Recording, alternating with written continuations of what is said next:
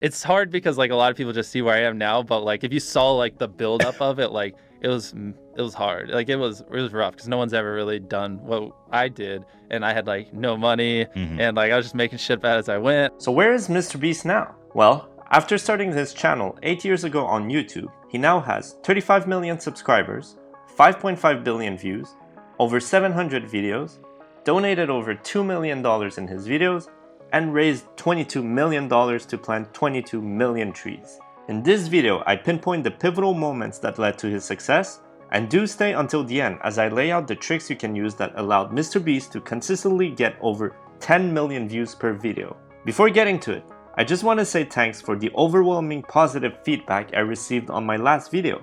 The shoutout from Yes Theory was quite a nice surprise, and I want you guys to know that all your comments really keep me going. So how exactly did MrBeast, aka Jimmy Donaldson, arrive to where he is today? Well, I've categorized his rise into 6 phases and 5 turning points that led to his success. For phase 1, we need to go back 8 years ago, since he started his channel on February 20th, 2012 at 13 years old. So phase 1 represents the gaming days, where he would play Minecraft or Call of Duty and record his gameplay videos. That allowed him to reach his first 10,000 views on October 2012. Phase 2 was the money and name dropping era. We see a complete shift in topics in his videos from here. What's up, guys? Today we're going to be talking about YouTube money. I know everyone on YouTube hates that, but I don't really understand why. You need money to survive. You need money to buy things. He started this era with how much was PewDiePie making and carried on with random money related videos. In phase 1, his videos were generic gameplay videos and going against a lot of competition, so it was hard to stand out. However, by using a hot topic or famous name in his title, his videos could be found more easily in search results or in recommended channels. During this phase, he got his first 100,000 total views almost exactly 3 years after starting this channel, and got his first 1,000 subscribers on April 2014. At that time, he was making only $30 per month. Really quite a difference to the millions he's now making, I would say. Phase 3 is the random as hell phase. He actually says it himself. And when people ask me what type of videos I make, I always respond with, my videos are just super random. It's really how I feel that day. And then they respond with, bro, just tell me, what type of videos do you make? And then I'll be like, it's just random. My channel's not known for anything. I'm just really random. I believe he was just experimenting with YouTube to see what would work and trying to game the algorithm. When looking at his posting frequency, he had 155 uploads in the span of 180 days. That's almost 1 upload per day, every day, for 6 months. We can see him optimize his thumbnails during this phase with the multicolor background inspired by Vanos and the blue background thumbnails while still talking about money and famous YouTubers. You can actually go check out his extremely professional thumbnail tutorial from 5 years ago. Put a couple dollar signs, put them like this. This draws the attention when you're talking about money. Just put dollar signs in the thumbnail. Do 1 or 2 backwards just to confuse some people. I believe it's during this phase he became a pro at making people click on his videos. On April 18, 2015, he reached 2,000 subscribers, which took him 4 years. For comparison, he's now gaining 2,000 subscribers every hour. And by doing a whole bunch of random content, he ended up uploading on May 2nd, 2016, a worst intros ever made video that blew up. This was the first of 5 pivotal moments in his career. From there on, his growth completely changed. Prior to that video, on average, he would be gaining 50 subscribers per day. After that upload, his daily average went over 1,000 subscribers. And so of course, he carried on creating more of that type of content. Up until the second pivotal moment on November 1st, 2016. That spike right here was caused by the $1,000 keyboard he bought. I believe that's the first video where he pays a large sum of money for content. I suspect he may have seen a higher click-through rate on his thumbnail with the $1,000 tagline. This might have been a precursor of his recent videos where he is using large sums of money in the titles of his videos. This stunt leads to phase 4, the all or nothing phase. MrBeast enrolled in college in late 2016 but dropped out after 2 weeks. He actually said to his mom, "I'd rather be poor than do anything else beside YouTube." He then had to move out of his childhood home in North Carolina at 18. So what did he decide to do? He went big by counting to 100,000 one by one for over 40 hours, marking his third turning point moment. That video blew up and gained him 6 million views to his channel, at a time when he was having daily average views of 350,000. Watch time on this video must have been really high, even if viewers were watching just a small percentage of it, which probably helped him getting into recommended sections. So after seeing such good results with these videos, he went on to do more challenges, pushing himself to the limit, such as reading the entire dictionary, watching It's Everyday Bro from Jake Paul for 10 hours, or saying Logan Paul 100,000 times. Using hot topics or famous YouTuber names was the perfect combination of high watch time and high click-through rate. We are now in phase 5, the giving back phase.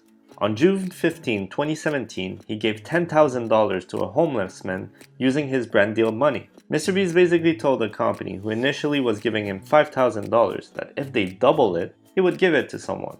This turned out to be a really good formula for him, combining big amounts of money with positivity. As we saw in the previous video with Yes Theory, positivity can be as viral as negativity.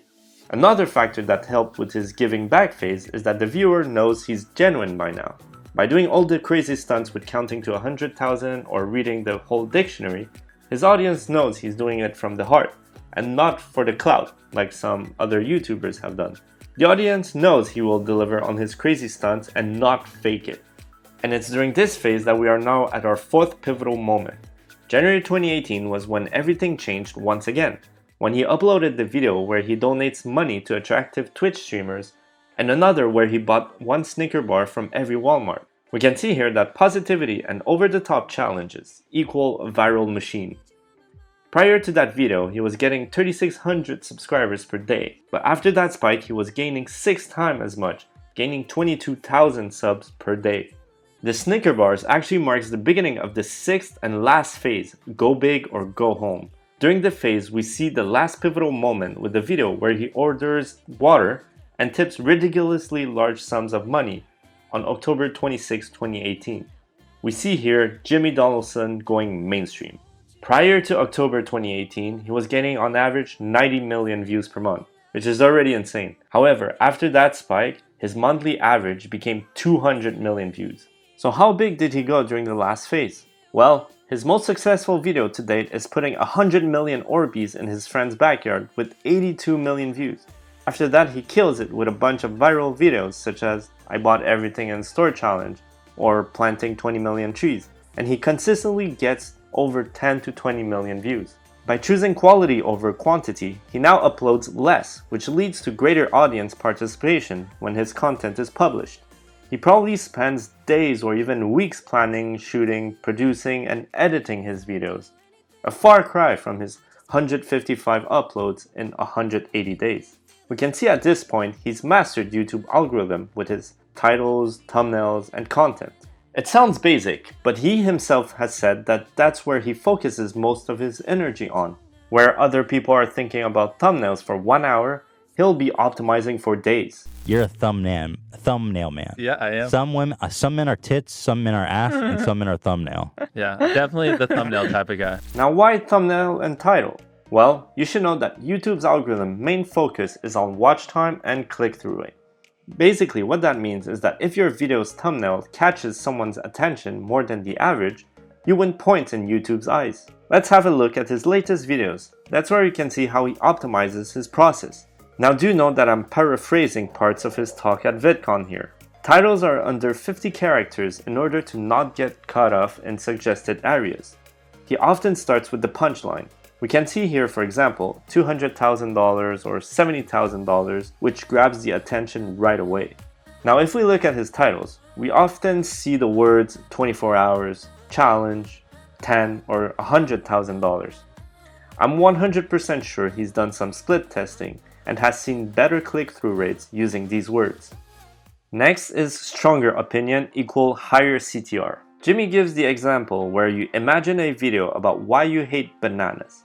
A video titled Why I Hate Bananas will be less clicked than a video titled Why Bananas Are the Worst Food You Could Ever Eat. Why this happens is that when a viewer watches your video, he wants to gain some value, either educational or entertainment. Just you ranting about bananas will bring no value to him. As for thumbnails, we can see another optimization process here. His thumbnails barely have any words. He's able to convey the video's content with one single image. You need to remember that your thumbnail would be shown on mobile devices, so too many words or too many clustered elements will not be seen on your phone and will not trigger someone's attention. Basically, his thumbnails are clean with very minimal details. For example, this is a stack of videos 6 months ago, and this is a stack of videos now. See a difference? The difference is he used to put his friends in the thumbnail, but recently we only see his face. Why? Because seeing his face at a glance brings out the expectation of a large-scale production video with creative content and incites people to click on that video. Now on to watch time. MrBeast and his team brainstormed for days on ideas. He said himself he sometimes takes the dictionary and randomly points at a word and brainstorms from there. That's how he actually got the idea for the 24-hour in prison video. What's really important to know here is the average view duration and average view percentage of your video. If on average your video gets watched for a long time, you will get more points. So if your video is 16 minutes and people normally leave after 2 minutes, that's bad. But if your video gets watched on average 10 to 14 minutes, that's amazing. Your AVD and AVP will be very high. You basically need to understand at the end of the day, YouTube only wants one thing from their users: to click a video and watch the whole way through. MrBeast is able to achieve that by using fast-paced editing, front-loading the video, and maintain the story the whole way through. By using these tweaks, he's able to keep the audience engaged and have a retention graph like this, where most users watch the whole video, unlike a clickbait video, where it would drop off as soon as people realize the title and thumbnail don't match the content. So that's it for MrBeast. By bringing positivity online, by being genuine, by going bigger than anyone else, and by optimizing his whole creative process, he's able to consistently get over 10 million views per video. As you can see, the road wasn't easy and took him years before getting any success. But he knew what he wanted and put in the time and effort, and it actually paid off in the end. So if there's a lesson to learn here is don't give up, and seriously, go for your dreams. You never know. So if you guys like the content, please let me know in the comments below, and let me know who else you would want to see analyzed. And don't forget to like and subscribe. Peace!